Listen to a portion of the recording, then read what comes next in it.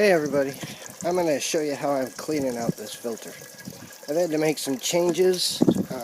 That lower section there, just it isn't cleaning things out very well.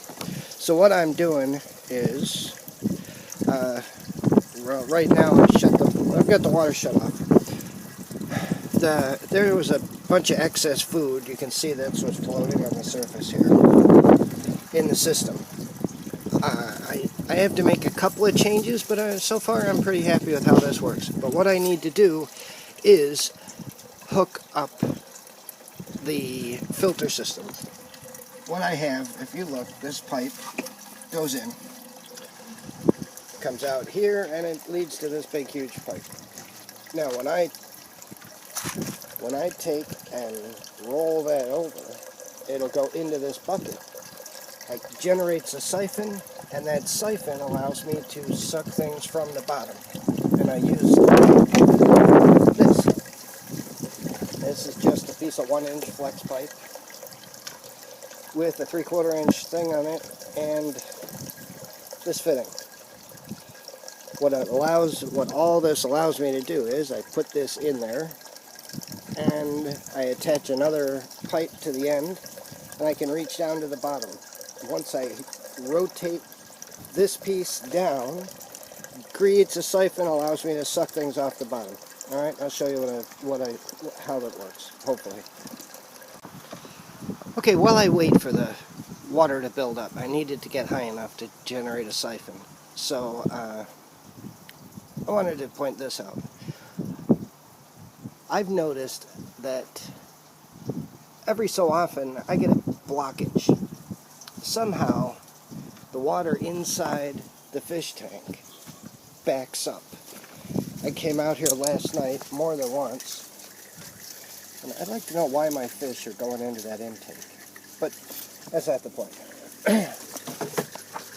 The water was to the height where that T was buried. Water was going in both from the bottom and the top.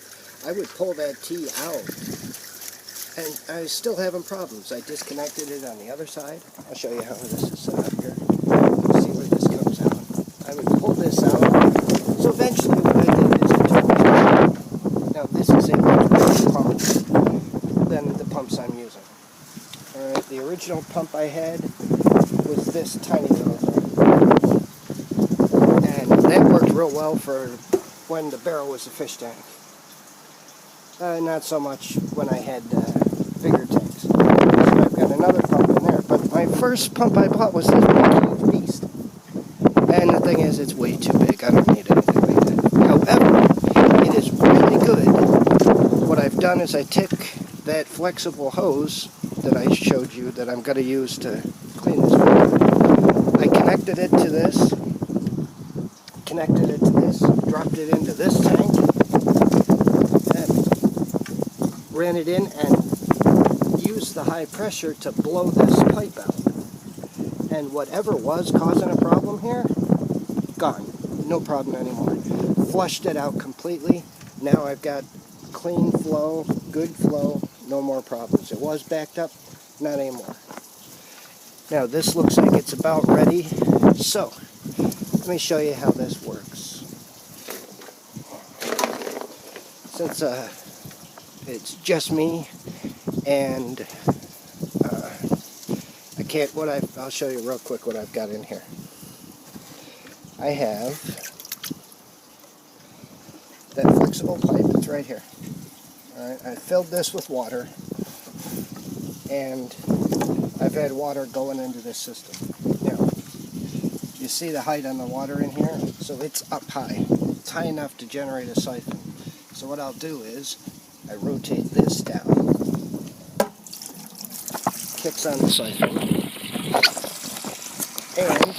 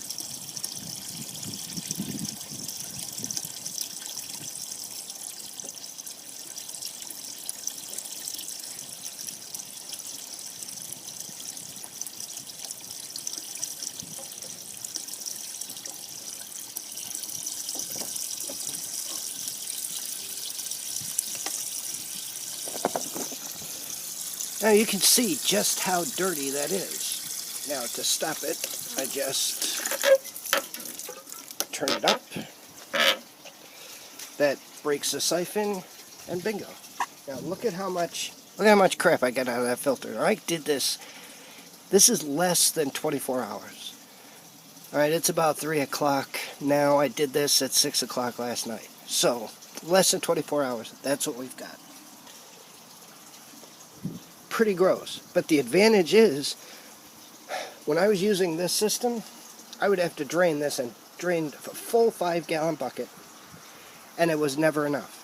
Even with the 5-gallon bucket drained, I didn't get nearly this much. So, advantage, using the siphon. Disadvantage. Well, here's the problem. Well, I won't say a problem. It stirs up some of the crap. If you look, there's dirt. There's some stuff floating. It does stir some of that up. Now, I've got this covered, so I have to pull this off,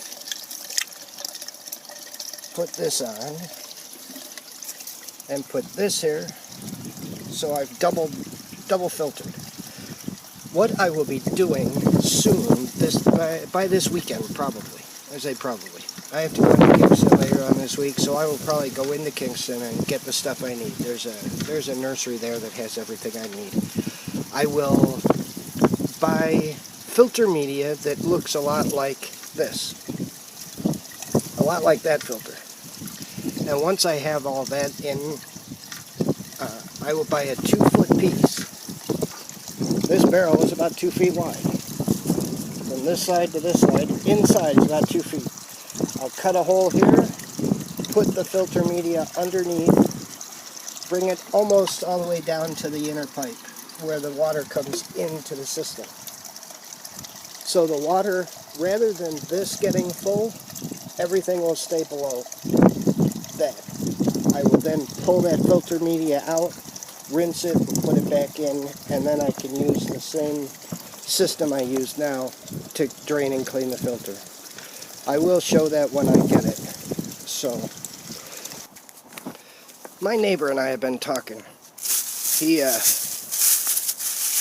knows that I've been having a real hard time because, like I said, everything here is this. Alright, you go to a quarry, you want stone, you're going to get this stuff. And this is all limestone. 75 to 80% of this island is limestone. And you can't use it. We all know it'll throw the pH through the roof. Carpets filled with carbonates, we'd have problems left and right. Now, this is shale. Now, in the States, all you guys in the States, you know, you can buy this expanded shale. This is not expanded shale, this is regular shale. And this is how we get it. Now, I tested this. It totally pH neutral. No problems. So what I will be doing is getting my truck. I'll be taking my truck over and getting a load of this. And when I do, I will take a barrel. Maybe that one, although I'm using that as a mineralization tank, so I don't know if I'll use that barrel. But I'll get at least one barrel, cut it in half, and I will put 2 beds next to the existing beds. I will give them enough time to cycle properly, because if I was to pull those beds out now, I'd lose 75-85% of my biological reaction, my BSA, biological surface area. I wouldn't be able to, the system would crash. So I will put 2 beds next to this. I will not plant anything new in these beds, and I will allow the system to cycle with those in. Now I'm going to take some of the biochar, some of the coal that I've got in the filter, out and put it in the new grow beds. And I'll show you how I'm going to do all that. But I have to cycle, I will be cycling the new system once I get a truckload of this.